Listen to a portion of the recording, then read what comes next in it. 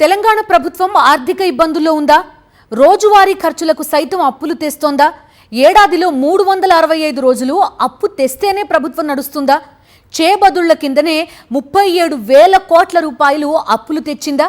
CAG report ఏం చెప్తోంది? తెలంగాణ రాష్ట్ర ఆర్థిక పరిస్థితిపై ఆందోళన కలిగించే విషయాలను బయటపెట్టింది కంట్రోలర్ అండ్ ఆడిటర్ జనరల్. ఆదాయం కంటే ఖర్చులు ఎక్కువగా ఉండడంతో ప్రభుత్వం రోజువారీ ఖర్చులకే అప్పులు తీసుకోవాల్సిన పరిస్థితి ఏర్పడిందని కాగ్ నివేదిక వెల్లడించింది. 2024-25 ఆర్థిక సంవత్సరానికి సంబంధించిన అకౌంట్స్ ఎట్ ఎ గ్లాన్స్ నివేదికను శాసనసభలో ప్రవేశపెట్టగా ఈ వివరాలు వెలుగులోకి వచ్చాయి. ఈ నివేదిక ప్రకారం రాష్ట్ర ఖజానాలో నిధుల కొరత తీవ్రంగా ఉన్నట్లు తెలుస్తోంది. ఆర్బీఐ నియమాల ప్రకారం రాష్ట్ర ఖజానాలో కనీసం ఒక నిర్దిష్ట మొత్తం నిల్వ ఉండాలి. కానీ 2024-25లో మొత్తం 123 రోజుల పాటు ఆ కనీస స్థాయి కంటే తక్కువగా నిధులు ఉన్నట్లు కాగ్ గుర్తించింది. దీంతో ప్రభుత్వం ఆర్బీఐ నుంచి ఓవర్ డ్రాఫ్ట్ రూపంలో 37,457 కోట్లను అప్పుగా తీసుకుందని కాగ్ తెలిపింది.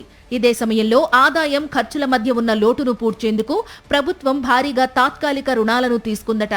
ఈ రుణాలను 3 నెలల్లో చెల్లించాల్సి ఉండగా అందులో 5,812 కోట్లను గడువులోగా తిరిగి చెల్లించలేకపోయిందని కాగ్ నివేదిక స్పష్టం చేసింది. 2024-25లో తెలంగాణకు 9,420 కోట్ల రెవెన్యూ లోటు, 48,922 కోట్ల ద్రవ్యలోటు నమోదైందని పేర్కొన్నది.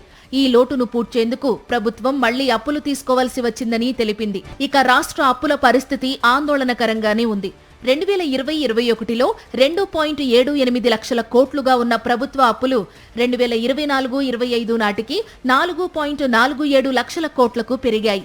అలాగే ప్రభుత్వం ఇచ్చిన గ్యారంటీ అప్పులు కూడా భారీగా పెరిగి 1.05 లక్షల కోట్ల రూపాయల నుంచి 2.41 లక్షల కోట్ల రూపాయలకు చేరాయని కాగ్ పేర్కొన్నది.